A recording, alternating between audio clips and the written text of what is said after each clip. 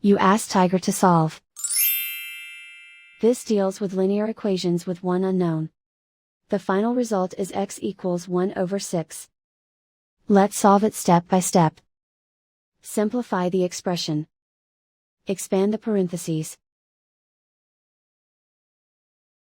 Group like terms. Simplify the arithmetic. Group all constants on the right side of the equation. Subtract 2 from both sides. Simplify the arithmetic.